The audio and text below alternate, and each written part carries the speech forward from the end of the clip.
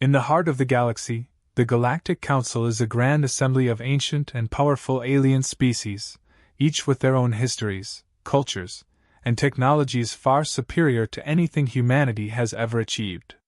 With a membership spanning countless worlds, the Council governs galactic affairs, ensuring a balance of power that has remained mostly unchallenged for millennia. However, as humanity's influence continues to grow, its recent technological advancements and unpredictable nature have caused widespread concern. Some view humanity as a rapidly emerging force that must be contained before it can destabilize the order of the galaxy, while others simply see it as a threat to their own dominance. The Council, now divided, is on the verge of making a monumental decision. Humanity must be neutralized before it becomes too powerful. An attack is imminent. For years, tensions have been rising. Humanity's rapid progress in technology, especially their spacefaring capabilities, has alarmed the alien species in the Council.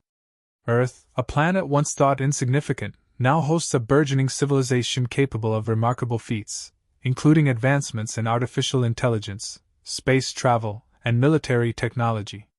While humans have never shown any intentions of aggression, their potential to alter the galactic balance has many questioning whether it's better to strike preemptively than to risk being caught off guard by an unpredictable species.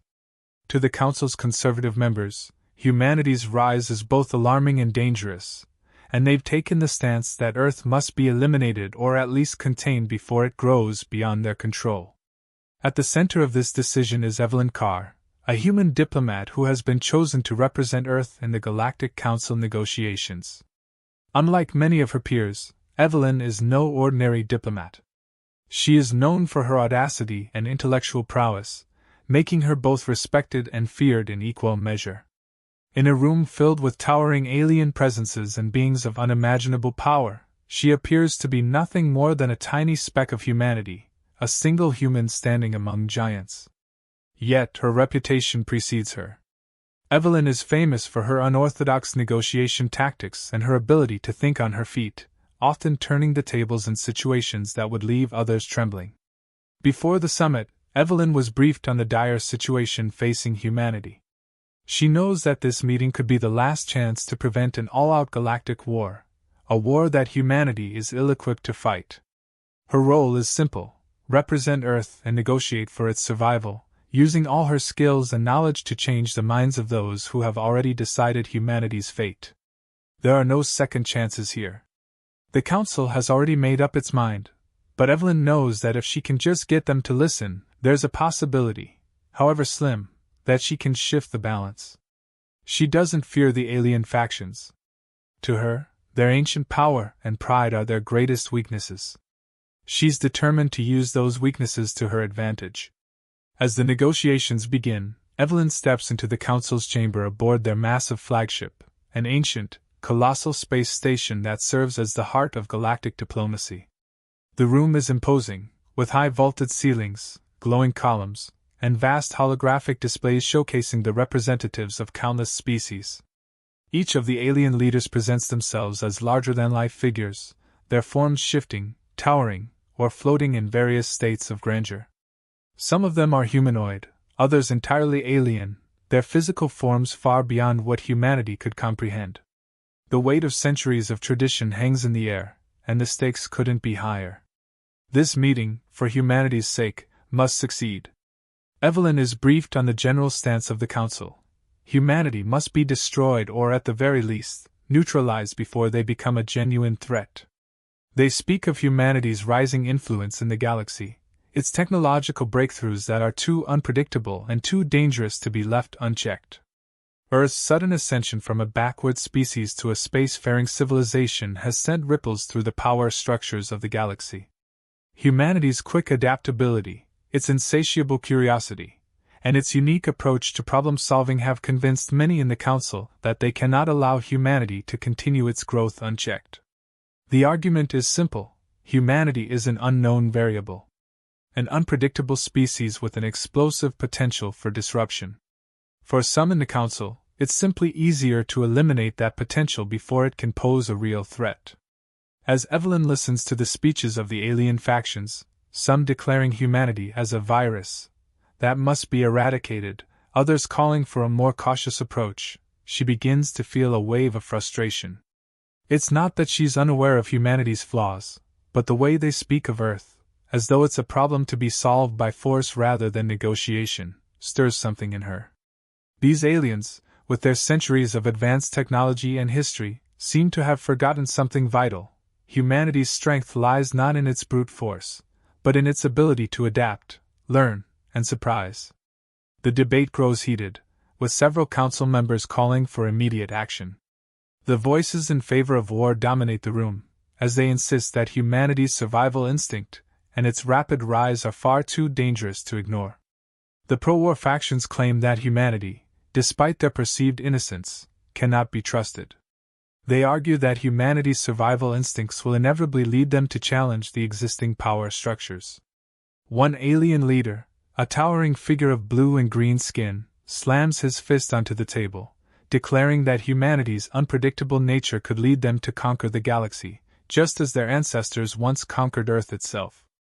Another speaker, a delicate being of shimmering light and sound, counters that humanity's unpredictability is not inherently dangerous, but a sign of their potential to change the galaxy for the better. Still, the majority of the council remains unconvinced, pushing for war. As Evelyn observes the debate, she realizes that this is the moment when her words must change everything. The factions in the room represent the peak of galactic power. They have lived for millennia, their cultures refined and their technologies beyond anything humanity could imagine. Yet for all their wisdom, they are blind to the most fundamental truth. They are afraid of what they cannot control. This, Evelyn knows, is the opening she needs. They fear humanity not because of its weapons or technology, but because humanity refuses to conform to the expectations they have placed on it. Humanity's strength lies not in its conformity, but in its ability to think differently.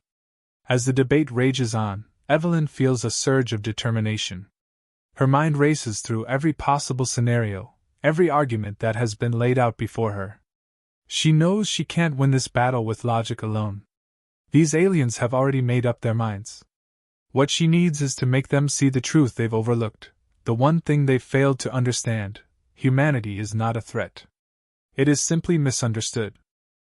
Her question, when it finally comes, will be a bold one that shakes the very foundations of the Council's assumptions. Evelyn stands up. The room falls into an expectant silence, the murmurs of debate ceasing as all eyes turn to her. She doesn't flinch, doesn't hesitate. She simply asks, with unwavering confidence, "Why attack us?" It's a question no one expected. It's the one question no one has dared to ask until now. The room is immediately silent, a stunned stillness hanging in the air. Evelyn's voice is clear, steady, and unyielding. She has just made the first move in a battle that will decide the fate of humanity. And for the first time, she feels the council waver. The room falls into an eerie silence, the question hanging in the air like a defiant challenge. Evelyn's words echo in the minds of the council members, each one grappling with her audacity. It's a simple question, yet it cuts to the heart of the issue. Why attack humanity when it has never given them a reason to? Her gaze sweeps the room, watching as the once confident leaders of the Galactic Council shift uncomfortably in their seats. No one dares to respond immediately. The silence becomes unbearable. The first to break it is an older, war-hardened general from the Tlanther species, a race known for its military might and ruthless conquests. His voice is sharp, almost dismissive. "What are you implying, human?" he growls, his massive, reptilian form leaning forward. "You think we will simply ignore the threat you pose? Your species' rapid advancements are a danger to us all. You're unpredictable. Uncontrollable. We cannot afford to wait for your unpredictability to spiral out of control." Evelyn doesn't flinch. She stands tall, calm, and unshaken, her eyes locked onto the general. "Is that truly why you want to attack us?" she asks, her voice steady and cold. "You're afraid of what we might do in the future based on assumptions? Is that why you'd rather destroy us than understand us? You call it unpredictability, but I call it adaptability. You fear our creativity, our ability to survive in the face of adversity. But what you fail to see is that it is exactly that creativity, that adaptability, which has made humanity resilient. The general huffs, his alien face contorting with irritation, but Evelyn presses on, never breaking eye contact. Your species, your entire council, have you ever had to struggle the way humanity has? Have you ever been on the brink of extinction and fought back, not with overwhelming force, but with the will to survive? Because we have. Time and again. And we've come out stronger. The room shifts again, some members starting to murmur, unsure of how to respond. Evelyn's words have stung, forcing them to reconsider their view of humanity not as a threat, but as a species that simply refuses to be ignored or crushed underfoot. Yet there's still hesitation. The Tlanther general scowls but remains silent, while the other members begin to stir in their seats, wondering if they've been misled, manipulated, or simply misinformed. Evelyn turns her focus to a towering figure in the corner of the room, an ancient, translucent being from the Kuerath species. Known for their cerebral approach and advanced psionic abilities, the Kuerath are revered for their intellectual prowess. And you, Kuerath, Evelyn continues, her voice cutting through the tension. What do you see when you look at humanity? You, who pride yourselves on knowledge and foresight. You've observed us, studied us. Tell me, what have we done that justifies such hostility? The Kuerath leader's mind is powerful, and Evelyn can feel the weight of his gaze penetrating her. The tension in the air is palpable. He stares at her for a long moment before speaking in a slow, deliberate tone. We have observed you, human. And what we see is a species that has the potential to disrupt the delicate balance of power in this galaxy. Your unpredictability is a weapon, one that could shift the tides in ways we cannot yet fathom. We see your ingenuity, your resourcefulness. That is what terrifies us. Terrifies you? Evelyn repeats, her voice calm but incredulous. You're afraid of the very traits that have allowed us to survive and thrive. You've forgotten what it means to face adversity. You've grown complacent in your power. And now you're terrified of a species that won't simply bend to your will. She lets her words sink in, feeling the shift in the room. The Kuerath leader stirs uncomfortably, his psionic powers flaring briefly in response to her challenge. But before he can speak, Evelyn redirects her focus to another alien, one of the more neutral factions of the Council, a race known for their pragmatism. They're the sort that values reason and balance above all else, often trying to mediate between the more aggressive factions. A leader of the Shilan species, whose appearance is humanoid but adorned with intricate bioorganic armor, speaks next. Perhaps you are right, the Shilan leader says, his tone measured but thoughtful.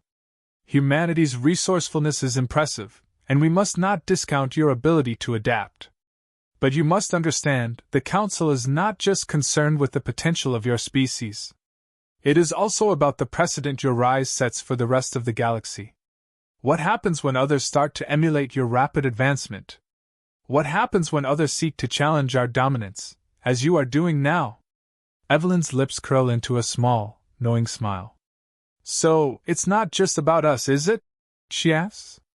It's about your own fear of losing control, losing power over the galaxy.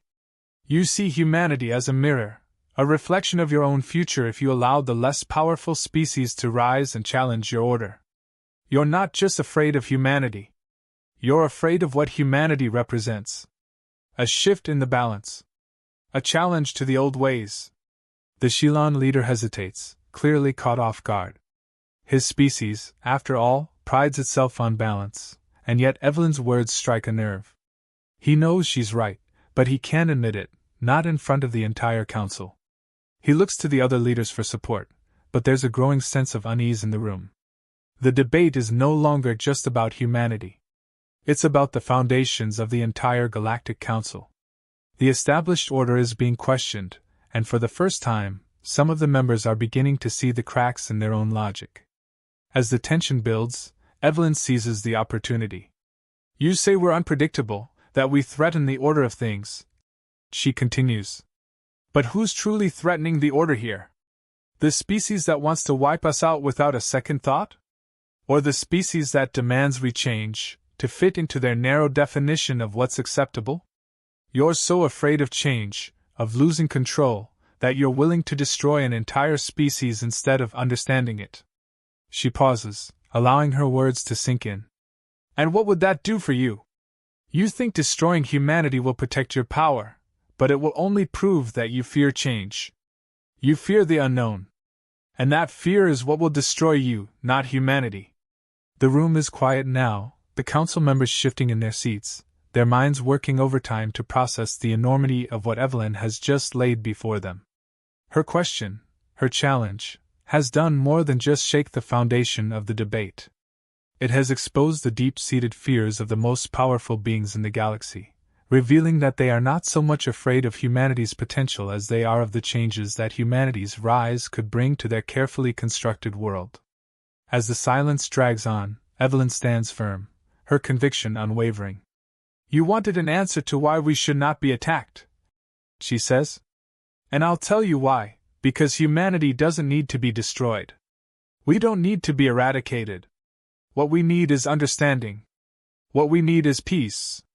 If you're willing to listen, we can show you that humanity's greatest strength isn't in its weapons, but in its ability to adapt, to change, and to find solutions where others see only problems. At that moment, a quiet murmur runs through the room. It's not agreement, not yet, but it's a shift. For the first time, the council members are forced to question their assumptions, their motivations, and their fear. Evelyn's challenge has not only caught them off guard, it has opened the door to a new kind of negotiation. And though the path ahead is still uncertain, one thing is clear: the battle for humanity's survival is far from over. The room is thick with tension now. Some council members are visibly rattled, others stoic, but none can ignore the gravity of Evelyn's challenge. She's made them confront their fear not of humanity itself, but of the disruption it could bring to the established order of the galaxy. Evelyn can feel the shift in the atmosphere. The once unified front of the Galactic Council is cracking, and the cracks are widening with each passing moment. Evelyn's voice cuts through the murmurings as she addresses the Council again, her tone now more forceful. You claim humanity is a threat, but you've failed to see the larger picture. The real threat isn't humanity's unpredictability. It's your inability to adapt. The galaxy has moved beyond the old ways. While you've clung to your ancient structures, humanity has learned to survive, to grow, to push the boundaries of what's possible. And that terrifies you. One of the most senior members of the Council, an imposing insectoid alien from the Korath species, stands up, his segmented eyes glaring down at her. Enough of your rhetoric, human. Your people have done nothing but undermine the galactic order.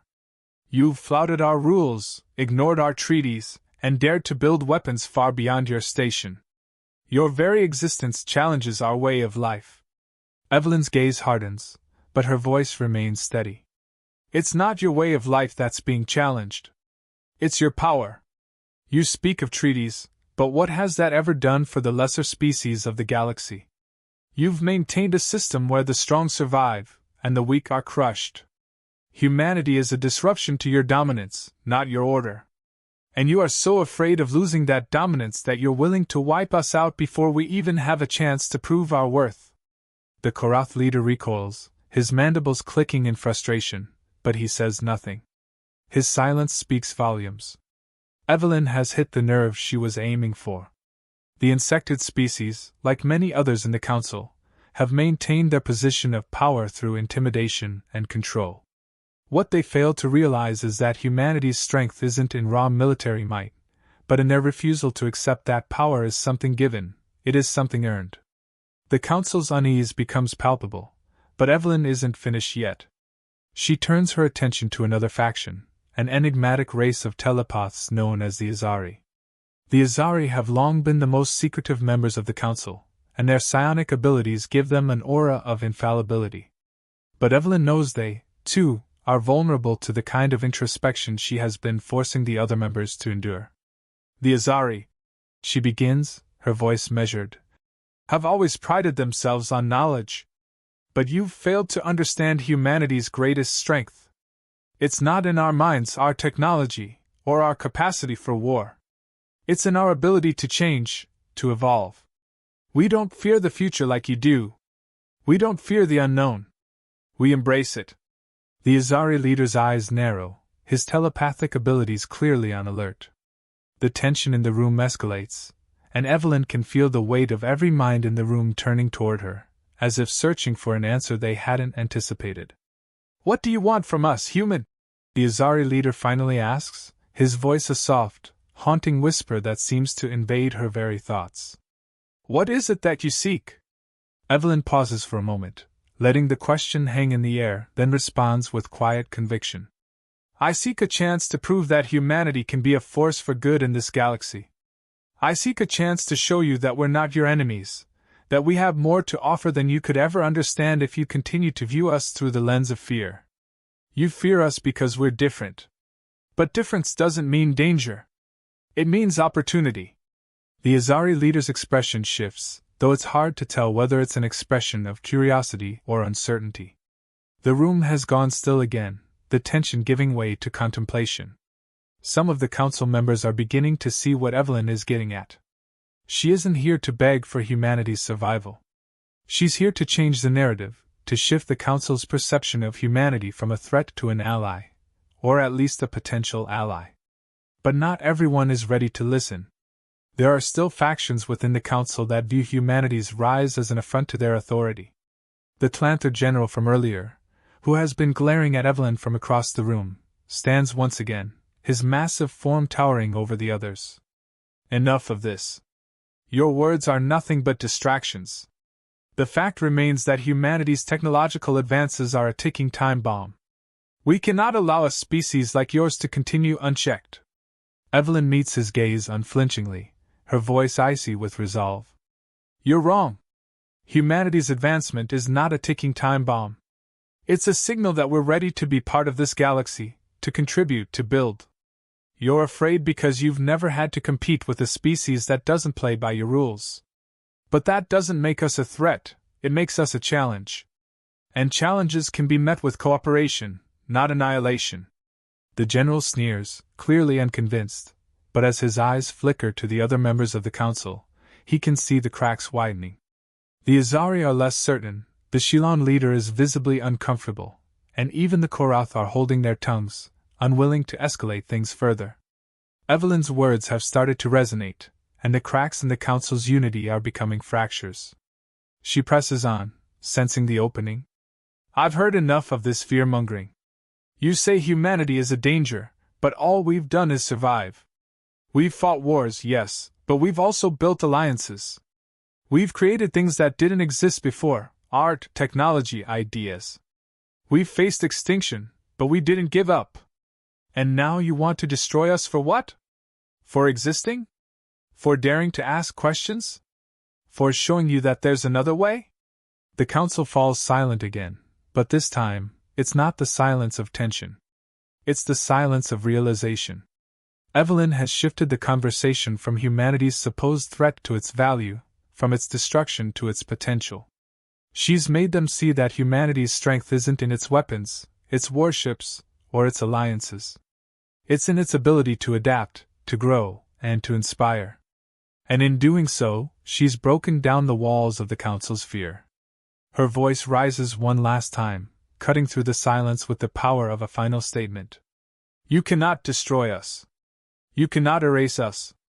All you can do is try to control us. But if you choose to listen, if you choose to understand, we can change this galaxy together. You don't have to fear us. You don't have to destroy us. You just have to trust us. As the last word leaves her lips, the council remains quiet. But the seeds of doubt have been planted. Evelyn has turned the tide. The question is no longer whether humanity will survive, but how the galaxy will adapt to the presence of a species that refuses to be silenced. And Evelyn knows that, for the first time in history, the council is faced with a choice. The tension in the room is now palpable. The Galactic Council, a group so accustomed to unchallenged authority, has been pushed to a precipice. Evelyn Carr, a human diplomat, has not only confronted them but also exposed the fundamental flaw in their reasoning, their fear of what humanity represents, not just in terms of military power, but in the potential disruption of their established, stagnant order. The shift has begun, and now it's time for Evelyn to capitalize on it. The silence that follows her words hangs thick. There's an unspoken weight in the air, a kind of gravity that presses down on the council members. The once unified front of galactic superiority has cracked, leaving behind a fractured assembly of species, each now questioning their own biases, their own assumptions. They were prepared to destroy humanity for one simple reason: fear. Fear of the unknown. Fear of losing control. Fear of a species that had somehow broken free from the boundaries that had confined every other civilization in the galaxy. And in that silence, Evelyn sees her opportunity. She takes a breath, then steps forward, her eyes scanning the room, each leader locked in a quiet struggle with themselves. She speaks again, this time with a sense of finality in her voice. "You were going to attack us. To destroy us. Why? Because we've pushed the boundaries of what you understand. Because we've dared to do things differently? Well, guess what? You've been holding yourselves back for eons, convinced that your way is the only way. And look where it's gotten you. Stagnation. A galaxy that's grown complacent." There's a sharp intake of breath from the Azari, and even the Korath general shifts uncomfortably. She's right. The galaxy has been in a state of quiet, predictable stability for so long that any change, even a positive one, is seen as a threat. And humanity, with its insatiable curiosity and relentless drive, represents change in its most raw and unfiltered form. Evelyn is forcing the Council to confront that reality head-on. Humanity doesn't see the galaxy as a hierarchy, one where the strongest reign supreme while the rest fall into line. We see it as a place of endless possibilities, of exploration, of mutual growth.